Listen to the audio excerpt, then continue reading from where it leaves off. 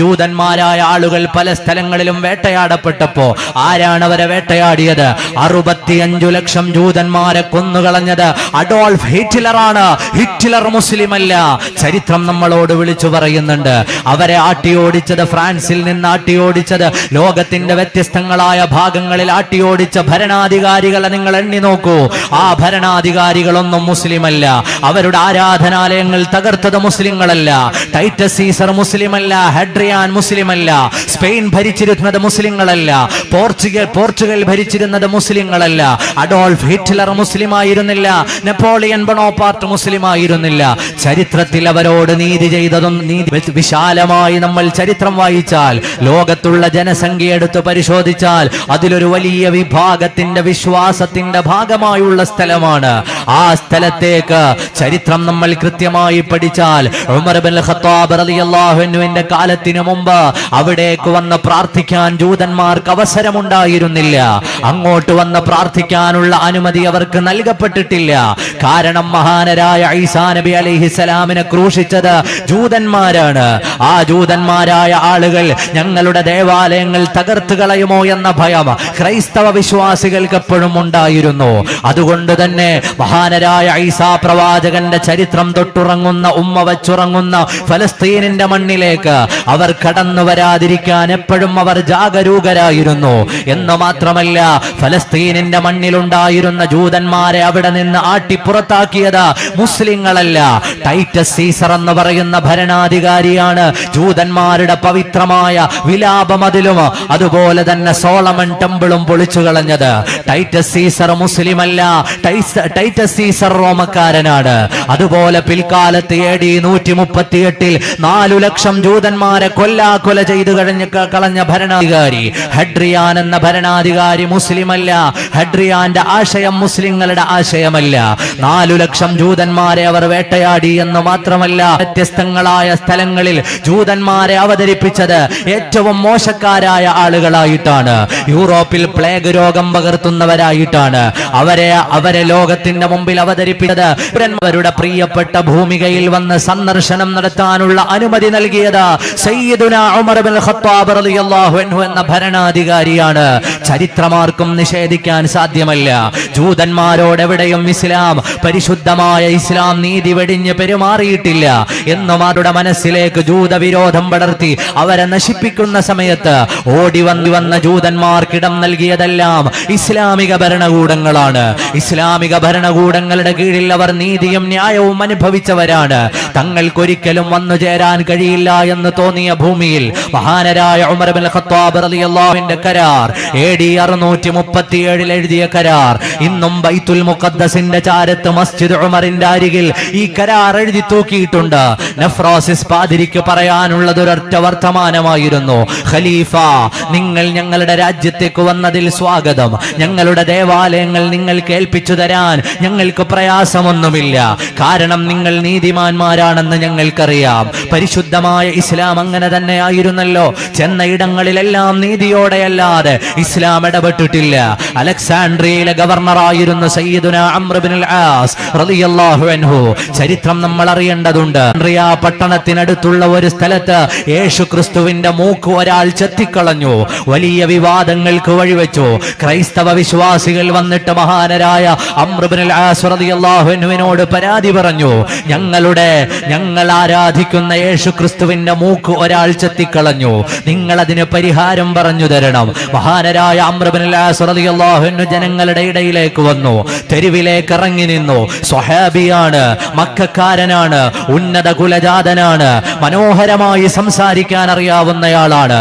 ജനങ്ങളെ വിളിച്ചിട്ട് പറഞ്ഞു: ഈ രാവ് അവസാനിക്കുന്നത് വരെ ഈ തെരുവിൽ ഞാനുണ്ടാകും.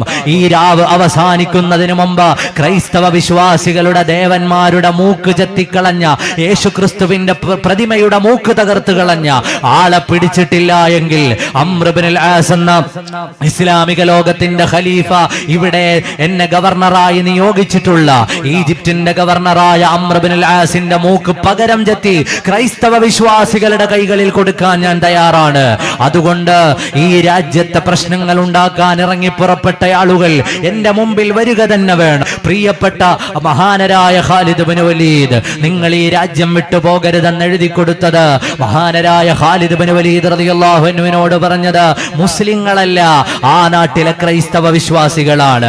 അതുപോലെയല്ലേ ഇന്ത്യ രാജ്യത്തേക്ക് പരിശുദ്ധമായ ദീനിന്റെ പ്രബോധനാർത്ഥമടക്കം എത്തിച്ചേർന്ന മുഹമ്മദ് ബിൻ ഖാസിമിന്റെ ചരിത്രം നമ്മൾ വായിക്കാറില്ലേ? ഈ രാജ്യത്തേക്ക് മുഹമ്മദ് ബിൻ ഖാസിം വരുമ്പോ വന്ന വഴിത്താരകളെ മുഴുവനും വിസ്മയിപ്പിച്ചു കൊണ്ടുവന്നൊരു ചെറുപ്പക്കാരൻ സിന്ധിന്റെ തലപ്പത്ത് വന്ന് ഈ രാജ്യത്തിന്റെ ഭരണമേറ്റെടുത്തു.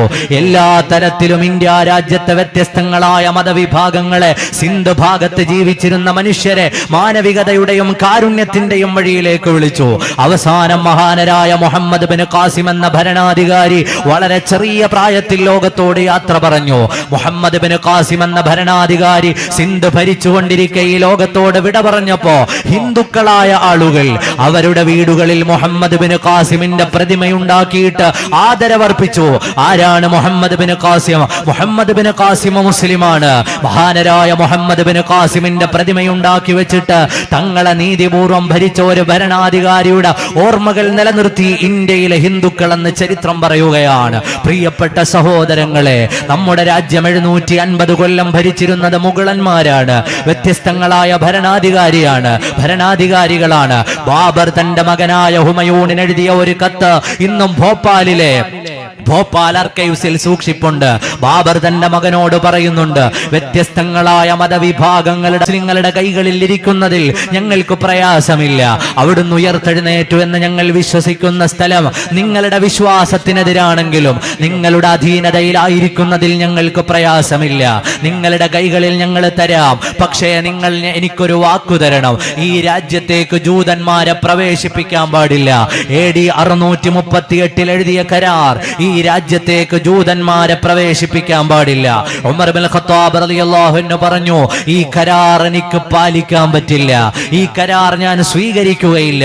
കാരണം ഏതെങ്കിലും ഒരു മതവിഭാഗത്തെ, ആ മതവിഭാഗത്തിന്റെ ആരാധനാ സ്വാതന്ത്ര്യങ്ങളെ ഒക്കെയും ഇല്ലായ്മ ചെയ്ത് അവർക്ക് ആരാധിക്കാനുള്ള അവസരങ്ങൾ നഷ്ടപ്പെടുത്തി ഡിസ്ക്രിമിനേഷൻ ചെയ്യുന്ന ഒരു ശൈലിയെ എനിക്ക് ഉൾക്കൊള്ളാൻ കഴിയില്ല. കാരണം എന്റെ നേതാവ് റഹ്മത്തുൽ ലിൽ ആലമീനാണ്, സയ്യിദുനാ മുഹമ്മദുർ റസൂലുള്ളാഹ് സ്വല്ലല്ലാഹു അലൈഹി വആലിഹി വഅസ്ഹാബിഹി വസല്ലം എനിക്ക് പഠിപ്പിച്ചു തന്നത് അങ്ങനെ ഒരു ശൈലിയല്ല. അതുകൊണ്ട് എനിക്ക് നിങ്ങൾക്കൊരു വാക്കു തരാൻ പറ്റും. നിങ്ങൾ എന്തുകൊണ്ടാണ് ജൂതന്മാരെ ജെറുസലേമിലേക്ക് വരരുത് എന്ന് പറയുന്നത്, ഫലസ്തീനിലേക്ക് വരരുത് എന്ന് പറയുന്നത്? നിങ്ങളുടെ കൽബിലുള്ളതൊരു ഭയമാണ്. നിങ്ങളുടെ ദേവാലയങ്ങളെ നിങ്ങൾ രൂപപ്പെടുത്തിയിട്ടുള്ളതും സയ്യിദുനാ ഈസാ നബി അലൈഹിസ്സലാമിനെ പ്രസവിച്ച ചർച്ച് ഓഫ് നേറ്റിവിറ്റിയിലേക്ക് ഒരു മനുഷ്യന് മാത്രമാണ് കയറാൻ കഴിയുക.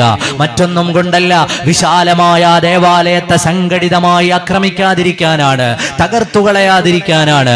സംഘടിതമായി അതിലേക്ക് പ്രവേശിച്ചിട്ട് ആ ദേവാലയത്തെ ഇല്ലായ്മ ചെയ്യുമെന്ന ഭയം കൊണ്ടാണ് അതിന്റെ വാതിൽ ഒരാൾക്ക് മാത്രം കയറാൻ പാകത്തിൽ നിജപ്പെടുത്തിയത്. ആരാണ് ചർച്ച് ഓഫ് നേറ്റിവിറ്റി ആക്രമിച്ചത്? മുസ്ലിങ്ങളല്ല. ഈസാ പ്രവാചകർ ജനിച്ച പ്രദേശത്തെ ആക്രമിച്ചത് ജൂതന്മാരാണ്. ചരിത്രം നമ്മളോട് വിളിച്ചു പറയുകയാണ്. പലതവണ ആ ദേവാലയം ആക്രമിക്കപ്പെട്ടിട്ടുണ്ട്. അതുകൊണ്ടാണ് അതിന്റെ വാതിൽ പരിമിതപ്പെട്ടിട്ടുള്ളത്. ആ വാതിലടക്കമുള്ള അവിടുത്തെ വ്യത്യസ്തങ്ങളായ ദേവാലയങ്ങൾ ഉൾക്കൊള്ളുന്ന പ്രദേശം നിങ്ങളുടെ കൈകളിലേക്ക് തരുമ്പോഴും ഞങ്ങളുടെ ഭയം നിങ്ങളെയല്ല, ഇവിടെ വരുന്ന ജൂതന്മാർ ഞങ്ങളുടെ ദേവാലയങ്ങളിലേക്ക് കടക്കുമെന്നാണ്. ഉമർ ബിൻ ഖത്താബ് റളിയല്ലാഹു അൻഹു ചരിത്രത്തിൽ അതുല്യമായ ഒരു എഴുത്തെഴുതി, നിങ്ങളുടെ ദേവാലയങ്ങൾക്ക് ഞങ്ങൾ കാവൽ തരാം, നിങ്ങളുടെ ദേവാലയങ്ങൾക്ക് ഞങ്ങൾ കാവൽ തരാം, നിങ്ങളുടെ ആരാധനാലയങ്ങൾക്ക് ഞങ്ങൾ കാവൽ തരാം, എന്റെ പട്ടാളം നിങ്ങളുടെ ആരാധനാലയങ്ങൾക്ക് കാവൽ നിൽക്കും എന്ന് മാത്രമല്ല നിങ്ങൾക്കെല്ലാ സ്വാതന്ത്ര്യങ്ങളും അനുവദിച്ചു തരാം. അതോടൊപ്പം തന്നെ ഈ ഭൂമിയെ പവിത്രമായി കാണുന്ന ജൂതന്മാർക്ക് ഇവിടെ വരാം, പ്രാർത്ഥനകൾ നടത്താം, അവരുടെ ആരാധനാ സ്വാതന്ത്ര്യം ഉപയോഗപ്പെടുത്താം. അതിലൊന്നും നിങ്ങൾ പ്രയാസപ്പെടേണ്ടതില്ല. അവരിവിടെ വരട്ടെ, പ്രാർത്ഥിക്കട്ടെ, അവരുടെ സന്ദർശനങ്ങൾ ഉണ്ടാകട്ടെ. നിങ്ങളുടെ ദേവാലയത്തിനൊരു പോറൽ പോലും ഏൽക്കാതെ സൂക്ഷിച്ചു കൊള്ളാമെന്ന് ഇസ്ലാമിക ഖിലാഫത്തിന്റെ ഉജ്ജ്വലമായ സാരഥ്യമേറ്റെടുത്ത സയ്യിദുനാ ഉമർ ബിൻ ഖത്താബ് തങ്ങളുടെ കരാറാണ്. ഇന്നുവരെയും ചരിത്രം നിങ്ങൾ പരിശോധിച്ചു നോക്കൂ. 458 കൊല്ലക്കാലം ഇസ്ലാമിക ലോകത്ത് വ്യത്യസ്തങ്ങളായ ഭരണകൂടങ്ങൾ വന്നു. ആ ഭരണകൂടങ്ങളെല്ലാം ആ വാക്ക് പാലിക്കുക തന്നെ ചെയ്തു. ആ ദേവാലയങ്ങൾക്ക് അവർ കാവല് നിന്നു. ഈ അടുത്ത സമയം വരെയും മഹാന്മാരായ നമ്മുടെ മുൻഗാമികളുടെ ആ പാരമ്പര്യം ഏറ്റെടുത്ത ഫലസ്തീനിലുള്ളത് മുസ്ലിം മുസ്ലിങ്ങൾ മാത്രമല്ല, ചില ആളുകൾ തെറ്റിദ്ധരിച്ചു പോയതാണ്. ഫലസ്തീനിൽ ക്രൈസ്തവ വിശ്വാസികളുണ്ട്. വ്യത്യസ്തങ്ങളായ മതവിഭാഗങ്ങളുടെ ആരാധനാ ഭൂമിയാണത്. എല്ലാ തലങ്ങളെയും ലംഘിച്ചുകൊണ്ടാണ് ഇസ്രയേൽ അവിടെ ബോംബിട്ടുകൊണ്ടിരിക്കുന്നത്. അതിനെതിരെ ശക്തമായി വാദിക്കുകയും ശക്തമായി പ്രതിഷേധിക്കുകയും ചെയ്യുക എന്നുള്ളത് നമ്മുടെ രാജ്യത്തിന്റെ പാരമ്പര്യമാണ്.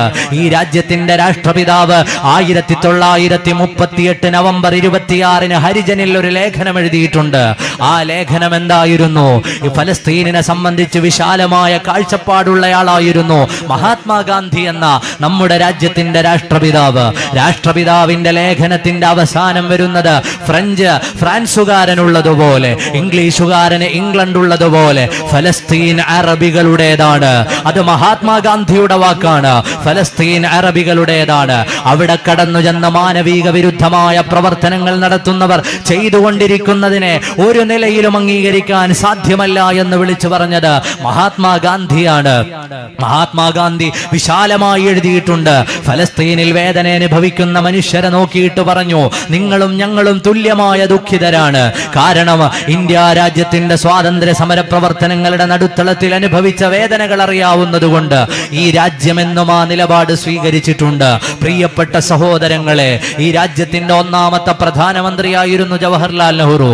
ഈ ലോകത്ത് നടന്നുകൊണ്ടിരിക്കുന്ന വ്യത്യസ്തങ്ങളായ വിഷയങ്ങളിൽ ഉന്നതമായ കാഴ്ചപ്പാട് അദ്ദേഹത്തിനുണ്ടായിരുന്നു. ആ മനുഷ്യൻ ജൂതന്മാരായ ആളുകൾ പല സ്ഥലങ്ങളിലും വേട്ടയാടപ്പെട്ടപ്പോ ആരാണ് അവരെ വേട്ടയാടിയത്? 65 ലക്ഷം ജൂതന്മാരെ കൊന്നുകളഞ്ഞത് അഡോൾഫ് ഹിറ്റ്ലറാണ്. ഹിറ്റ്ലർ മുസ്ലിമല്ല. ചരിത്രം നമ്മളോട് വിളിച്ചു പറയുന്നുണ്ട്. അവരെ ആട്ടിയോടിച്ചത്, ഫ്രാൻസിൽ നിന്ന് ആട്ടിയോടിച്ചത്, ലോകത്തിന്റെ വ്യത്യസ്തങ്ങളായ ഭാഗങ്ങളിൽ ആട്ടിയോടിച്ച ഭരണാധികാരികളെ നിങ്ങൾ എണ്ണി നോക്കൂ. ആ ഭരണാധികാരികളൊന്നും മുസ്ലിമല്ല. അവരുടെ ആരാധനാലയങ്ങൾ തകർത്തത് മുസ്ലിങ്ങളല്ല. ടൈറ്റസ് സീസർ മുസ്ലിമല്ല. ഹെഡ്രിയാൻ മുസ്ലിമല്ല. സ്പെയിൻ ഭരിച്ചിരുന്നത് മുസ്ലിങ്ങളല്ല. പോർച്ചുഗൽ ഭരിച്ചിരുന്നത് മുസ്ലിങ്ങളല്ല. അഡോൾഫ് ഹിറ്റ്ലർ മുസ്ലിം ആയിരുന്നില്ല. നെപ്പോളിയൻ ബൊണോപാർട്ട് മുസ്ലിം ആയിരുന്നില്ല. ചരിത്രത്തിൽ അവരോട് നീതികേട് ചെയ്തതൊന്നും മുസ്ലിം ഭരണാധികാരികളോ രാഷ്ട്രങ്ങളോ അല്ല. അത്ര വലിയ നീതികേട് അനുഭവിച്ച ആ സമൂഹത്തിന്റെ വേദനകളിൽ എന്നും ഒപ്പം നിന്ന ഇന്ത്യ രാജ്യത്തിന്റെ ഒന്നാമത്തെ പ്രധാനമന്ത്രിയായ ജവഹർലാൽ നെഹ്റു ഫലസ്തീൻ വിഷയം വന്നപ്പോ പറഞ്ഞു, ഫലസ്തീൻ വിഷയത്തിൽ ഫലസ്തീനിലെ ജനങ്ങളോടൊപ്പമല്ലാതെ നിൽക്കാൻ സാധ്യമല്ല. നെഹ്റു എന്ന് പറയുന്ന മനുഷ്യനെ അറിയാവുന്നത് കൊണ്ട് തന്നെ അനുരഞ്ജന ചർച്ചകൾക്ക് പലരെയും അവർ പറഞ്ഞയച്ചു. ഇന്ത്യ രാജ്യത്തിന്റെ ഒന്നാമത്തെ പ്രധാനമന്ത്രിയെ ഫലസ്തീനെതിരായി ഇസ്രയേലിന്റെ കൂടെ നിർത്താൻ ചർച്ചയ്ക്ക് അവർ ഒരിക്കൽ നിയോഗിച്ചത് ലോകമറിയപ്പെടുന്ന ശാസ്ത്രജ്ഞനായ E=mc². നമ്മളൊക്കെയും വായിച്ചു പഠിക്കാറുള്ളതാണ്. നമ്മുടെ മക്കൾ പഠിക്കാറുള്ളതാണ്. ലോകത്തെ സയൻസിന് ലോകത്ത് ഒരുപാട് മുന്നേറ്റങ്ങൾ സാധ്യമാക്കിയ സാക്ഷാൽ ആൽബർട്ട് ഐൻസ്റ്റീനെയാണ്. ഐൻസ്റ്റീനുമായിട്ട് ദീർഘനേരം വർത്തമാനം പറഞ്ഞതിനു ശേഷവും ജവഹർലാൽ നെഹ്റുവിന് പറയാനുണ്ടായിരുന്നത് ഇസ്രയേലിനൊപ്പമില്ല എന്ന നിലപാടാണ്. ഇസ്രയേലിനൊപ്പം നിൽക്കാൻ ആൽബർട്ട് ഐൻസ്റ്റീനെ പറഞ്ഞയച്ചു. പിന്നീട് ആൽബർട്ട് ഐൻസ്റ്റീനോട് ആ രാജ്യത്തിന്റെ രാഷ്ട്രപിതാവാകണമെന്ന് പറഞ്ഞപ്പോ അദ്ദേഹവും പറഞ്ഞു, എനിക്കിതിൽ താല്പര്യമില്ല. കാരണം ഇസ്രയേൽ എന്നുള്ള രാഷ്ട്രസങ്കല്പം തന്നെ എത്രയോ മാനവിക വിരുദ്ധമായ സങ്കല്പമാണ്. ഞാൻ വിശാലമായി അതിന്റെ ചരിത്രത്തിലേക്ക് കടന്നു പോകുന്നില്ല. ഇന്ന് നമ്മൾക്ക് പ്രാർത്ഥനകൾ നടക്കുമ്പോൾ അവർക്ക് വേണ്ടി പ്രാർത്ഥിക്കേണ്ട സമയവും സന്ദർഭവുമാണ്. ഫലസ്തീനിലേക്ക് നോക്കുമ്പോൾ വേദനകളുടെ കാലമാണ്. അവിടെ കഴിക്കാൻ ഭക്ഷണമില്ലാത്ത അവസ്ഥയാണ്. ഉള്ളി മുറിച്ച് ഉപ്പിൽ മുക്കി തിന്നുന്ന കുഞ്ഞുങ്ങളെ നമ്മൾ അവിടെ നിന്ന് കാണുകയാണ്. ഹോസ്പിറ്റലുകളിൽ പോലും അനസ്തേഷ്യയില്ലാതെ ശസ്ത്രക്രിയകൾ നടക്കുകയാണ്. മുറിവുകളിൽ മരുന്ന് വെച്ചു കെട്ടാൻ മരുന്നില്ലാതെ വിഷമിക്കുകയാണ്. ആലോചിച്ചു നോക്കൂ, എന്റെയും നിങ്ങളുടെയും ഭവനത്തിലേക്ക് നാട്ടിലെ കയ്യൂക്കുള്ള ഒരാളെ കൊണ്ടുവരുന്നു. അയാൾ നമ്മുടെ വീട്ടിൽ കൊണ്ടുവന്ന് മറ്റൊരാളെ താമസമാക്കുന്നു. ഈ റൂമിലൊന്ന് താമസിച്ചോട്ടെ എന്ന് പറഞ്ഞ് ഒരാളിന്റെ കയ്യൂക്കിന്റെ ബലത്തിൽ കൊണ്ടുവന്ന് താമസിപ്പിക്കുന്നയാൾ പിറ്റേ ദിവസം ആ റൂമിന്റെ വീടിന്റെ മറ്റു റൂമുകൾ കൂടി പിടിച്ചെടുക്കുന്നു. അതേ ആൾ 2 ദിവസം കഴിയുമ്പോൾ ഹാൾ പിടിച്ചെടുക്കുന്നു. അതേ ആൾ 2 ദിവസം കഴിയുമ്പോൾ വാഷ്റൂം പിടിച്ചെടുക്കുന്നു. അതേ ആൾ 2 ദിവസം കഴിയുമ്പോൾ വീടിന്റെ അതിർത്തിയിൽ നിന്ന് നമ്മെ ചവിട്ടി പുറത്താക്കിയിട്ട് ഇത് എന്റെ വീടാണെന്ന് വാദിക്കുന്നു. നീതിബോധമുള്ള ഏതെങ്കിലും ഒരാൾക്ക് ഉൾക്കൊള്ളാൻ സാധ്യമാണോ? ഇതാണ് സംഭവിച്ചത്. 917 1-ാം ലോക മഹായുദ്ധകാലത്ത് സാമ്പത്തികമായി തകർന്നു പോയിക്കൊണ്ടിരിക്കുന്ന സമയത്ത് തങ്ങളെ സാമ്പത്തികമായി സഹായിച്ച, ചാരപ്പണികൾക്ക് സഹായിച്ച ജൂതന്മാരായ ആളുകളോട് റോത്ത്ചൈൽഡ് ഫാമിലിക്കെന്ന ബാൽഫർ, ജെയിംസ് ആർതർ ബാൽഫർ എന്ന ഇംഗ്ലീഷുകാരൻ, ബ്രിട്ടന്റെ വിദേശകാര്യമന്ത്രി എഴുതി കൊടുത്ത ഒരു കരാറുണ്ട്. നിങ്ങൾക്ക് ഫലസ്തീനിൽ നിങ്ങളുടെ വാഗ്ദത്ത ഭൂമിയായി പലപ്പോഴും നിങ്ങൾ പറയാറുള്ള ഫലസ്തീനിൽ നിങ്ങൾക്ക് ഇടം തരാം, നിങ്ങൾക്ക് അവിടെ കൊണ്ടുപോയി താമസിക്കാനുള്ള അവസരം തരാം. 917 എഴുതിയ കരാറിന്റെ അടിസ്ഥാനത്തിലാണ് 1948 മെയ് 14 ലോകമാസകലമുള്ള വ്യത്യസ്തങ്ങളായ രാജ്യങ്ങളിൽ പൗരത്വമുള്ള ജൂതന്മാരെ കൊണ്ടുവന്നിട്ട് 10 ലക്ഷം അറബികൾ താമസിക്കുന്ന ഫലസ്തീനിൽ താമസമാക്കിപ്പിച്ചത്. പ്രിയപ്പെട്ട സഹോദരങ്ങളെ, പലരും ഇന്ന് തെറ്റിദ്ധരിക്കാറുണ്ട് ഫലസ്തീനിന്റെ പ്രശ്നം കാലങ്ങളായുള്ള പ്രശ്നമാണെന്ന്. തീർച്ചയായും അത് തെറ്റാണ്. ഇന്ന് കാണുന്ന നിലവിളികളുടെയും പ്രയാസങ്ങളുടെയും പ്രശ്നങ്ങളുടെയും ആരംഭം ചരിത്രപരമായി വരുന്നത് 948 മെയ് 14 ലോകമാസകലമുള്ള ജൂതന്മാരെ വിളിച്ചുകൊണ്ടുവന്ന് ബ്രിട്ടന്റെ തോക്കിന്റെ മുനയിൽ അവിടെ ഒരു രാഷ്ട്രം സ്ഥാപിക്കുമ്പോഴാണ്.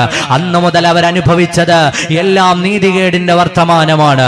തങ്ങളുടെ നാട്ടിലേക്ക് വന്ന് തങ്ങളുടെ വീടുകൾ അവർ കവർന്നെടുത്തു, തങ്ങളുടെ വെള്ളം അവർ തടഞ്ഞു വെച്ചു. ആലോചിച്ചു നോക്കൂ, ഒരു ഭാഗത്ത് മെഡിറ്ററേനിയൻ കടൽ, മറുഭാഗത്ത് തങ്ങളുടെ ഭൂമി മുഴുവനും ഒരു സമൂഹം കൈക്കലാക്കി. അവരാണിപ്പോൾ ഇവർക്ക് വെള്ളം കൊടുക്കേണ്ടത്, അവരാണിപ്പോൾ ഇവർക്ക് ഭക്ഷണം നൽകേണ്ടത്. തങ്ങളുടെ സ്ഥലം അറിയാത്തത് കൊണ്ടാണ് അവിടെ ഉണ്ടായിരുന്ന പ്രധാനപ്പെട്ട അൽ ഷിഫ ഹോസ്പിറ്റൽ അടക്കമുള്ള പല ഹോസ്പിറ്റലുകളും നിർമ്മിച്ചത് ആംഗ്ലിക്കൻ ചർച്ചാണ്. 1882 അവിടെ മിഷണറി പ്രവർത്തനങ്ങൾക്ക് വന്ന ആംഗ്ലിക്കൻ ചർച്ച് ക്രൈസ്തവ സഹോദരങ്ങളാണ് ഫലസ്തീനിൽ പല ഇടങ്ങളിലായി അവരുടെ ആതുര സേവന കേന്ദ്രങ്ങളെ നിർമ്മിച്ചത്. അതുപോലെ അവിടെ ബോംബിങ്ങുകൾ നടക്കുമ്പോൾ നഷ്ടപ്പെട്ടത് മുസ്ലിങ്ങളുടെ ദേവാലയം മാത്രമല്ല, ക്രൈസ്തവ വിശ്വാസികളുടെ പവിത്രമായ ദേവാലയങ്ങൾക്ക് പലതിനും അവിടെ കേടുപറ്റിയിട്ടുണ്ട്. ഇങ്ങനെ ചരിത്രം വായിച്ചാൽ തുല്യതയില്ലാത്ത ക്രൂരതയാണ് ഫലസ്തീനിൽ നടക്കുന്നത്. അത് ഹമാസ് ഉണ്ടായതിനു ശേഷമല്ല. ഹമാസ് ഉണ്ടാകുന്നത് 1987 എന്നാൽ ഇസ്രായേൽ ഉണ്ടാകുന്നത് 948 948 കഴിഞ്ഞ എത്രയോ കാലം എല്ലാ മനുഷ്യാവകാശങ്ങളും ലംഘിക്കപ്പെട്ടപ്പോഴാണ് അവരിൽ നിന്നൊരു സമൂഹം പോരാട്ടത്തിനിറങ്ങി വന്നത്. അവരിൽ നിന്നൊരു സമൂഹം അവരുടെ ഭൂമിക്ക് വേണ്ടി പ്രവർത്തനങ്ങൾ ആരംഭിച്ചത്. അത് സ്വാതന്ത്ര്യ സമര പോരാട്ടമാണ്. ഫലസ്തീനികളുടെ സ്വാതന്ത്ര്യ സമര പോരാട്ടമാണ് ഫലസ്തീനിൽ നടന്നുകൊണ്ടിരിക്കുന്നത്. അത് വ്യത്യസ്തങ്ങളായ ആളുകളുടെ കാർമ്മികത്വത്തിൽ നടക്കുന്നു എന്ന് മാത്രമാണ്. ചരിത്രത്തെ വളച്ചൊടിക്കുകയും വസ്തുതകളെ തിരുത്തി പറയുകയും നമ്മുടെ പോലും ഹൃദയങ്ങളിൽ പലപ്പോഴും സംശയം വീഴുകയും ചെയ്തിട്ടുള്ള കാലമാണ്. ഈ പ്രശ്നങ്ങൾ ഒക്ടോബർ 7 തുടങ്ങിയതല്ല, 948 മുതൽ അതിനു മുമ്പേയുള്ള ഗൂഢാലോചനകൾ, ആ ഗൂഢാലോചനകളുടെ ഭാഗമായി തുടങ്ങിയ പ്രശ്നങ്ങളും പ്രയാസങ്ങളുമാണ്. ഇവിടെയാണ് ചെറിയ മക്കളോട് പോലും കാരുണ്യമില്ലാതെ, കരുണയില്ലാതെ പാവങ്ങളായ സ്ത്രീകളും ഗർഭിണികളും വൃദ്ധരും അടങ്ങുന്ന 1000കണക്കിന് വരുന്ന മനുഷ്യർ അവരുടെ വീടുകളും മന്നവും കിനാക്കളും എല്ലാം കവർന്നെടുത്ത ഒരു സമൂഹം ക്രൂരമായി അവരെ ഈ ലോകത്തുനിന്ന് ഉന്മൂലനം ചെയ്യാൻ ആരംഭിക്കുമ്പോ 948 മുമ്പ് ഇസ്രായേൽ എന്നൊരു രാഷ്ട്രം തന്നെ ഇല്ല. 1919 മാപ്പുകൾ നിങ്ങൾ എടുത്തു നോക്കൂ, അതിൽ ഫലസ്തീൻ എന്നൊരു ഭൂമി മാത്രമാണുള്ളത്. 48 ശേഷം ഇസ്രായേൽ ഉണ്ടായിട്ട് ഇത്രയും കാലത്തിന്റെ ഇടയിൽ അവരുടെ രാജ്യം എത്രയോ വിസ്തൃതിയിലായി. ഇന്നും അവിടുത്തെ ജനങ്ങളുടെ എല്ലാ അവകാശങ്ങളും അവർ തടഞ്ഞു വെക്കുകയാണ്. അവിടെയാണ് നമ്മൾക്ക് ചിലത് പറയാനുള്ളത്. ആലോചിച്ചു നോക്കൂ, അവരുടെ എല്ലാ അവകാശങ്ങളെയും നശിപ്പിക്കുക, എല്ലാ മനുഷ്യത്വത്തെയും ഇല്ലായ്മ ചെയ്യുക, കൊന്നുകളഞ്ഞവരുടെ മക്കളെയും കുടുംബങ്ങളെയും ആട്ടിയോടിച്ച് അഭയാർത്ഥികളാക്കി മാറ്റുക. ആരെങ്കിലും ഒരാൾ അവർക്കെതിരെ ഞങ്ങളുടെ ഭൂമിയിൽ നിന്ന് നിങ്ങൾ ഇറങ്ങണമെന്ന് പറഞ്ഞാൽ, നമ്മുടെ രാജ്യം ഭരിക്കാൻ വന്ന ബ്രിട്ടീഷുകാരോട് നമ്മളത് പറഞ്ഞിട്ടുണ്ട്, ക്വിറ്റ് ഇന്ത്യ, ഈ രാജ്യം വിട്ടുപോകണമെന്ന് പറഞ്ഞത് മഹാത്മാവാണ്. നിങ്ങൾ ഈ രാജ്യത്തേക്ക് വന്ന അഭയാർത്ഥികളാണ്. അറിയുമോ, ഇന്നത്തെ ഇസ്രായേലിന്റെ പ്രധാനമന്ത്രി ഉൾപ്പെടെയുള്ള പല ആളുകളും ഒരു കാലത്ത് ഫലസ്തീനിന്റെ വിസ അവരുടെ പാസ്പോർട്ടിൽ പതിപ്പിച്ചിട്ട് ആ രേഖകളുമായി കടന്നു വന്നവരാണ്. അവരാണ് ഇന്ന് തങ്ങളുടെ രാജ്യത്തെ തങ്ങളുടെ വീടുകളിൽ തന്നെ അഭയാർത്ഥികളായ ഒരു സമൂഹത്തെ സൃഷ്ടിക്കുന്നത്. നീതികേടാണ്, ന്യായീകരിക്കാൻ സാധ്യമല്ല. നമ്മുടെ രാജ്യത്തിന്റെ നിലപാടും അങ്ങനെ തന്നെയാണ്. ഞാൻ ഇത്രയും പറഞ്ഞത് എന്തിനാണ്? ചരിത്രപരമായി ഇസ്ലാം നീതിയല്ലാത്ത ഒരിടപെടലും എവിടെയും നടത്തിയിട്ടില്ല, നീതിയോടുകൂടിയല്ലാതെ വർദ്ധിച്ചിട്ടില്ല. എന്നാൽ ഇസ്രായേലിനെ അനുകൂലിക്കുന്ന പലരും മറച്ചുവെക്കുന്ന പല കാര്യങ്ങളുമുണ്ട്. വെടിനിർത്തലുണ്ടാകുമെന്ന് പ്രഖ്യാപിച്ച് മണിക്കൂറുകൾക്കകം ഇസ്രായേലിന്റെ ഭാഗത്തുനിന്ന് വീണ്ടും വെടിയൊച്ചകൾ കേൾക്കുമ്പോ ചരിത്രമറിയുന്നവർക്ക് അത്ഭുതമൊന്നുമില്ല. 1993 ഓസ്ലോ കരാർ ഉണ്ടാകുന്നത്. ഓസ്ലോ കരാറിന്റെ ഭാഗമായിരുന്നയാളാണ് യാസർ അറാഫത്ത്. യാസർ അറാഫത്ത് ഓസ്ലോ കരാർ എഴുതുമ്പോ ഫലസ്തീനിലെ വലിയൊരു സമൂഹം അദ്ദേഹത്തിനെതിരായിരുന്നു. പക്ഷേ അദ്ദേഹത്തിന്റെ ഹൃദയത്തിൽ ഒരു ചിന്തയുണ്ടായിരുന്നു. ആ ചിന്ത മറ്റൊന്നുമല്ല, ഇത്രയും കാലം ഇസ്രയേൽ പിടിച്ചെടുത്ത ഭൂമി ഏതാണോ അതെല്ലാം ഇസ്രയേലികൾ കയ്യിൽ വെച്ചോളൂ. അതിൽ നിന്നൊരു തുണ്ട് ഭൂമി പോലും ഞങ്ങൾക്ക് വേണ്ട. നിങ്ങൾ പിടിച്ചെടുത്തത് ഞങ്ങളുടെ ഭൂമിയാണ്, പക്ഷേ നിങ്ങളത് കയ്യിൽ വെച്ചോളൂ. ബാക്കിയുള്ള ഭാഗത്ത് സ്വസ്ഥതയോടെയും സമാധാനത്തോടെയും ജീവിക്കാൻ ഞങ്ങളെ അനുവദിക്കണമെന്ന് കരാർ എഴുതി ഒപ്പിട്ടപ്പോ ആ മനുഷ്യന്റെ വലിയ മനസ്സിന് ലോകം കൊടുത്ത സമ്മാനമാണ് സമാധാനത്തിന്റെ നൊബേൽ അവാർഡ്. സമാധാനത്തിനുള്ള നോബൽ സമ്മാനം നേടിയ ആളാണ് യാസർ അറാഫത്ത്. അതിന് കാരണമായത് ഓസ്ലോ കരാറാണ്. ആ കരാർ ഇങ്ങനെയാണ്: എല്ലാ ഭൂമിയും നിങ്ങൾ പിടിച്ചെടുത്തത് കയ്യിൽ വെച്ചോ, ബാക്കിയുള്ള ഭാഗത്ത് ഞങ്ങൾ ജീവിച്ചോട്ടെ, ഞങ്ങൾ കുടുംബങ്ങളായി കഴിഞ്ഞോട്ടെ. ആ ഭൂമി പിടിച്ചെടുക്കാൻ നിങ്ങൾ വരരുത്, ഇനി അക്രമങ്ങൾ ഉണ്ടാകരുത്. ഒരു മനുഷ്യന്റെ വിശാലമായ കാഴ്ചപ്പാടിൽ നിന്നാണ് ഓസ്ലോ കരാർ ഉണ്ടായത്. ഫലസ്തീനികൾക്ക് വലിയ അമർഷമുണ്ടായിരുന്നു. പക്ഷേ ആ കരാർ ഉൾപ്പെടെ ലോക ചരിത്രത്തിൽ എഴുതപ്പെട്ട കരാറുകളെയും മാന്യതയുടെ വർത്തമാനങ്ങളെയും നീതിയുടെ അടയാളങ്ങളെയും ലംഘിച്ചു കളഞ്ഞ ചരിത്രമാണ് ഇസ്രയേലിന് ലോകത്തോട് പറയാനുള്ളത്. ലോക മനസാക്ഷിയുടെ മുന്നിലും ലോകത്തിന്റെ മുമ്പിലും എഴുതപ്പെട്ട കരാറുകളെ ഇത്രയേറെ ലംഘിച്ചു കളഞ്ഞ ഒരു രാജ്യത്തെ എങ്ങനെയാണ് നമ്മുടെ ഹൃദയത്തോട് ചേർത്ത് വെക്കാൻ കഴിയുക? മനുഷ്യത്വമുള്ളവർക്ക് അത് സാധ്യമല്ല.